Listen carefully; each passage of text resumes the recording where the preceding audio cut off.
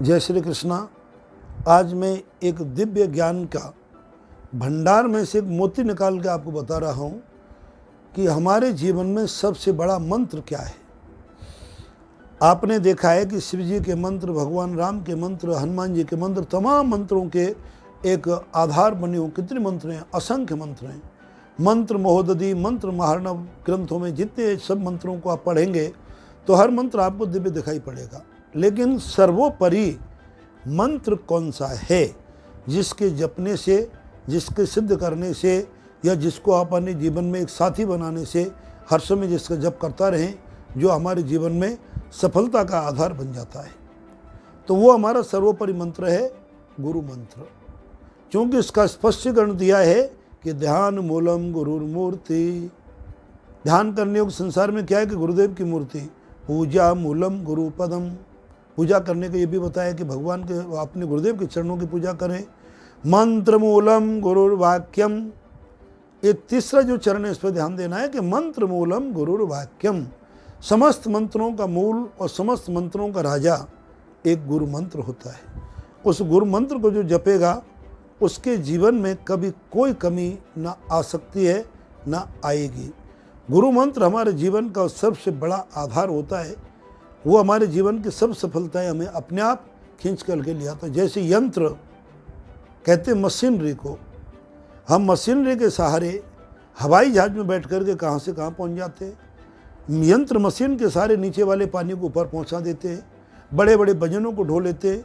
इस समय जरूरत किसी होते यंत्र, जो कि मशीनरी का रूप है। अब हमारे जीवन को हम उत्थान की ओर ले जाएं तो उसमें जीवन में क्या होगा? हमारा मंत्र शक्ति। तो मंत्र महामन विषय व्याल के और मैं तत् कठिन कुंक वाल के।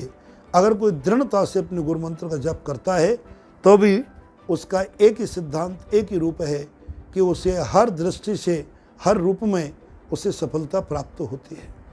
अतएव इधर उधर न भटकते हुए आप अपने गुरु मंत्र पर केंद्रित रहें। जितने गुरु मंत्र के माला आप करेंगे उतने आपके जीवन में सफलताएं अपने आप आ जाएंगी और अन्य किसी मंत्र को करने की आवश्यकता ही नहीं रहेगी। मैं ये नहीं कह रहा हूँ कि गुरु मंत्र के अलावा किसी अन्य मंत्र का जाप नहीं करें। आपकी आस्था, आपकी भक्ति, आपकी श्रद्धा जहाँ है, सभी मंत्र अपने आप में महत्वपूर्ण है। लेकिन इन महत्वपूर्णों में जो सर्वोपरि महत्वपूर्ण है वो केवल गुरुदेव का मंत्र होता है। अब एक छोटा समय आपका लघु कथा के माध्यम से इस मंत्र शक्ति पर प्रकाश डाल रहा हूँ। एक बड़ा भोला भाला भक्त था। वो कहीं से सुना कि गुरु मंत्र के बिना गति नहीं है और सबसे बड़ा गुरु मंत्र है, तो भगवान गुरु की सेवा करने लगा। गुरुदेव ने उन्हें सेवा करते देखा। बोले, भाई क्या चाहते हो? कि महाराज मुझे गुरु मंत्र मिल जाता तो मेरा जीवन धन्य हो जाता। बोले, बालक तूने अभी सेवा नहीं की ना, तुम जाओ पहले गौ सेवा करो। उस बालक से पहले उन्होंने 2 साल गौ सेवा कराई। गौ सेवा करने के बाद जब 2 साल बाद आए, बोले भगवान अब हमें मंत्र दीक्षा, वो गुरु मंत्र प्राप्त होगा। बोले अभी रुको, ये गुरु मंत्र आपको अभी परिपक्व तुम नहीं हुए हैं, अभी आश्रम में झाड़ू बुहारू लगाओ। 2 साल उन्होंने झाड़ू बुहारू लगा के आश्रम के साथ समारोह में सेवा दी। तीसरी बार फिर उपस्थित हुए तो फिर उन्होंने कहा कि बर्तन धोना और रसोई में तुम्हें सहायता करना। फिर चौथी बार जब आए तो एक बार उनको और बात बताई गई कि तुम जाओ और रसोई की सेवा करो और भगवान के मंदिर की सेवा आपको जब मिलेगी, जब तुम्हें गुरु दीक्षा मिल जाएगी, यानी मंत्र आपको हम देंगे। उस प्रकार से उस व्यक्ति से 7-8 वर्ष तक आश्रम में सेवा कराई। 7-8 वर्ष तक सेवा कराने के पश्चात जब वो बालक आया, भक्त आया, बोले भगवान अब मुझे मंत्र बताइए, गुरु मंत्र। उन्होंने विधिवत, वो गुरुदेव बड़े दयालु थे, बड़े पहुँचे हुए महान संत थे, साधारण नहीं थे। उन्हें विधिवत वेदी बना करके उनके सिर पे कपड़ा ढक करके कान में उनको महामंत्र बताया, हरे राम राम राम हरे हरे, हरे कृष्ण कृष्ण कृष्ण हरे हरे। वो भक्त अत्यंत प्रसन्न हो गया, अत्यंत प्रसन्न हो गया, जिसकी प्रसन्नता कोई ठिकाना नहीं। लेकिन थोड़े दिन बाद ही मकर संक्रांति का पर्व आया। वो गंगा स्नान करने गया तो देखा हजारों लोग हरे राम राम राम हरे हरे, हरे राम राम राम हरे हरे, कोई हरे कृष्ण कृष्ण कृष्ण हरे हरे। इस मंत्र को गली में और घाटों में हर जगह बोला जा रहा है ठंड को बचने के लिए। जब ज़्यादा ठंड लगती है तो हम हरे राम जोर जोर से बोलने लगता है। आपने भी कहीं बोला होगा। ऐसा उसने देखा तो मन में खिन्नता आ गई कि महाराज गुरुदेव ने मेरे साथ चीटिंग की है, मेरे साथ गलत किया है। अपना मुंह लटकाए आए। गुरुदेव ने यद्यपि पूरा सम्मान दिया। गुरुदेव तो महान होते हैं। गुरुदेव के बारे में फिर आपको मैं बताऊंगा, पहले भी बता चुके हैं। गुरुदेव ने कहा कि बालक आज मन खिन्न क्यों? कि महाराज आपको सेवा करानी थी तो मैं तो आपको समर्पित हूँ, आगे भी सेवा करूँगा, पहले भी करता था। आपने मेरे साथ चीटिंग की है। बोले क्या चीटिंग की भाई?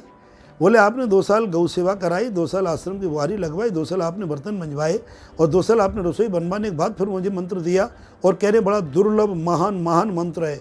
अरे महाराज जी, इससे अच्छा होता मैं पहली मकर संक्रांति का पर्व लेने के गंगा किनारे जाता तो हजारों लोग इस मंत्र को बोल रहे हैं। इस मंत्र की तो वैल्यू नहीं। आपने कहा कि इससे बढ़ के दुनिया में कोई मंत्र ही नहीं है। गुरुदेव मुस्कुराए और मुस्कुरा कहा भैया इस बात का जवाब मैं तुम्हें कुछ दिन के बाद दूंगा, अभी मैं किसी अनुष्ठान में व्यस्त हूँ। ऐसा कह के उनको संतुष्ट कर दिया और गुरुदेव की आज्ञा मानकर के वो संतुष्ट भी हो गए। कुछ समय व्यतीत होने के बाद उस संत ने उस अपने शिष्य को बुलाया और एक अपनी झोली में से निकाल करके वैदुर्य नाम की मणि, जिसे लाल मणि के नाम से जाना जाता था उस जमाने में, वो लाल मणि दी।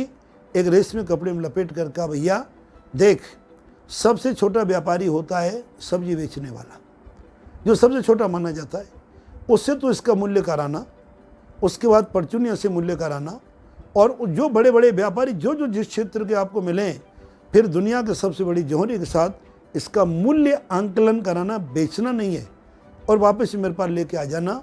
मैं वही आपको इसका प्रभाव, कोई विशेष आपको काम दिया गया है, ये काम करो। उस बालक को तो भूल भी गया था कि मुझे गुरुदेव से मैंने कुछ अपने भाव प्रकट किए थे रोषपूर्वक। उन्होंने जाके गया तो सबसे पहले मालिनी के पास गया कि मालिनी इस पत्थर का क्या देगी, चमकीला है। मालिनी का छोरा छोरी खेलने को काम का तो है कोई नहीं, मैं तो कोई काम के नहीं, मैं तो सब्जी बेचती हूँ। महात्मा से 1-2 शेर सब्जी ले जा सकता है। क्या कीमत आंकी उस पत्थर की? 1.5 शेर सब्जी। परचूनिया के पास गया, जो उससे थोड़ा बिजनेस ठीक माना जाता है, यानी राशन की दुकान। उसने कहा यार पता नहीं कोई नकली नगबग जैसा लगता है कि अंगूठी में पहन लूँगा तो थोड़ा चमकीला ठीक है। बोले बाबा 2 रुपये से ज़्यादा मैं नहीं दूंगा इसके, बेचना है तो बेच, नहीं तो अभी मेरे ग्राहक ही है, चले जाए यहाँ से। उसने फिर कपड़े के व्यापारी के पास गए तो बोले मेरी मैचिंग के साथ अच्छा कपड़ा लगता है तो 100 रुपये दूंगा बाबा।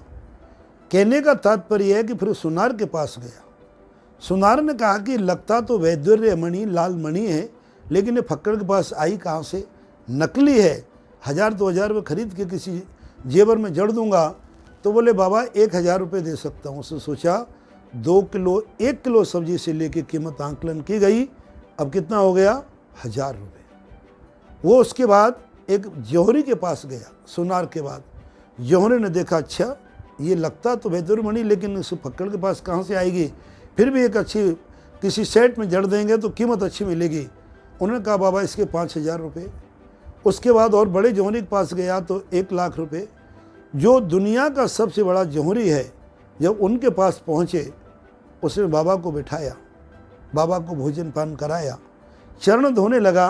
बोले बाबा ये अमूल्य वस्तु है, मैं तो क्या दुनिया का कोई जौहरी इसकी आज की तारीख में कीमत चुकाने में और असमर्थ है।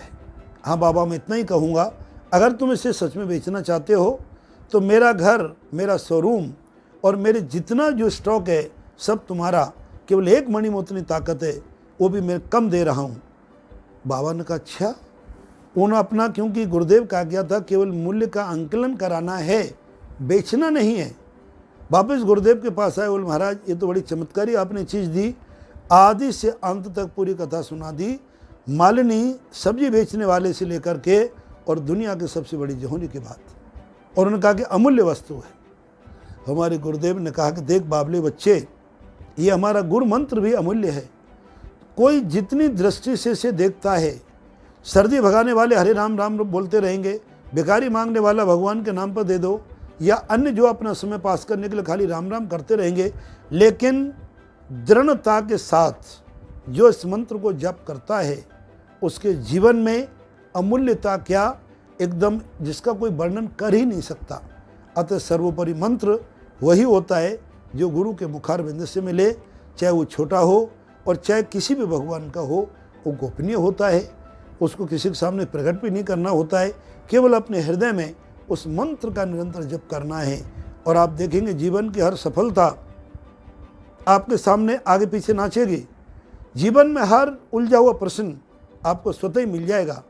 जीवन में हर रूठी चीज़ आपके पास आ जाएगी और अंत में प्रभु की शरणागति होने के कारण यमराज के दर्शन नहीं होंगे, सीधे आपको भगवान की सायुज्य, सालोक्य, सामीप्य, सारूप्य आदि जो हमारी मोक्ष है उनमें से कोई एक मोक्ष की प्राप्ति होती है।